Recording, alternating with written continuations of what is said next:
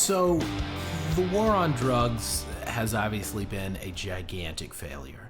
Well, it But depends on whose side you're on. As far as I'm concerned, anybody who makes money weaponizing and militarizing police, they're doing pretty well. I'd say that worked out fine for AstraZeneca and Pfizer as well. well, also if you're on the side of incarcerating minorities, then you're in a win category right now. Yeah, I'm more of a probation type drug arrest guy. So, I tend to lean towards the liberal side, but I can't help but fault the argument of most liberals in the fact that oh well, drugs should be legal because weed is just like beer, it's just like wine, it's just something to accent your day. And yeah, it is a mood enhancer. It is an enhancer of your situation. It makes colors, tastes, smells, everything's a little bit better. But you can't equate it to beer. You can No, have you can't, because if you're accenting your day with cheap, like ABC liquor store vodka, you have a problem. We don't say that, oh, it's natural. No chemical processes came into ruining your life today with that cheap bottle of vodka. and to top it off, you can have a sip of vodka. You can have a beer. If you smoke, you're going to go from 0 to 50 pretty quickly. I mean, obviously Yes. it depends on your tolerance. I understand that. But there's no one beer high. There's a 5 beer high, but you go from 0 to 50 very quickly. So that argument just doesn't make any sense to me.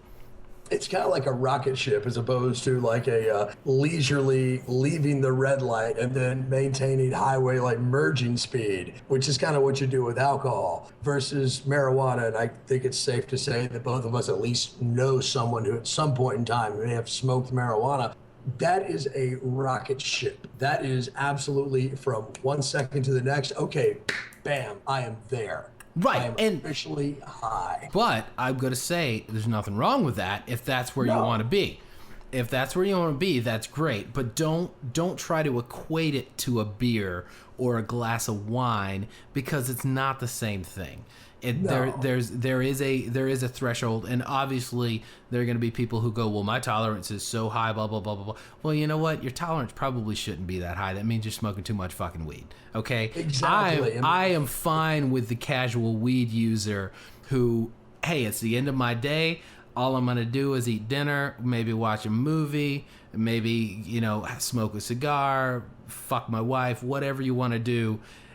That's fine, but don't make that equation of, well, smoking weed's just like drinking a beer. No, it's not. And furthermore, I mean, if you're working on building up your tolerance to the point where you can just go about your normal day and be stoned, what makes you any different than a guy who literally can just like cram 3 grams worth of black tar heroin into a needle and just inject it into his neck and yet still go to work? It doesn't speak to, how good of a person you are, your work ethic. It speaks to the fact that you've done so much of this stupid drug that you've basically made yourself worthless.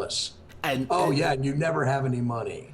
Well, speaking of the doing too much of the drug and trying to survive on it, one of the things that drives me the most crazy about people who want to legalize weed are generally they're fucking potheads. I think the pro-drug movement will be well served if we didn't have pro-drug people making that argument, because they come off like fucking hippies. You can't help but hate them. I see some of these guys who are passing around literature because I work at an entertainment college. Believe it or not, there's drug users there, and I see the people. You who are don't passing- say. You don't Right. say. And there's a major push right now in the state of Florida to try to get medical marijuana on the ballot. And then you see the people who are handing out information. You hear the voices of the guys who are phone banking and trying to press the message. And yes, I agree that marijuana should be legalized, but just not for those people. They've obviously learned that they can't handle it. I mean, not every day is a bachelor party. I'm sorry, it's just not. Well, that's one of the obvious arguments from the right is that oh, well, if you legalize weed, then you know what, every kid is going to be high and no one will ever get anything done and the economy will crumble because everyone's going to be stoned and not do anything.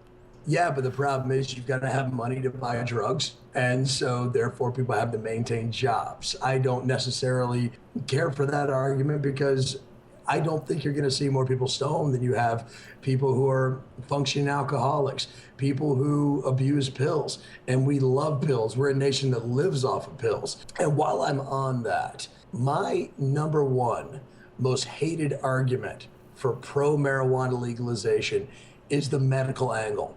I hate it. I absolutely 100% hate it. I can agree that in some very rare and specific cases of chronic pain and stomach problems, perhaps smoking a joint might be able to help you, I don't know, get to sleep. It always does that for me. Or maybe hold down food. I also have not had a problem like that. So you don't say. I just want people to face up and to say, hey, I don't necessarily care how you feel on this issue. I just want to get high behind closed doors in my home. I don't want to walk down the street smoking a joint the same way that I'm not going to walk down the street drinking a beer. There are local laws that generally keep you from doing that sort of thing anyway. And it's the same people that take that argument that say, well, what about, all these people with these chronic diseases that can be helped by this? We're talking about people in hospice. Trust me, if you catch an 85-year-old person with terminal cancer smoking a joint, I don't think they're going to call the sheriff's department. So let's just be a little more honest with how we frame the drug debate, because if it fails in the state of Florida, and there's a good possibility that it will, because we have lots of old people with nothing better to do than to listen to Bill O'Reilly at night and vote. When it fails, we can look to you people and we can say, all those old people that you wanted to save with your miracle marijuana, they're the ones who told you to kiss their asses.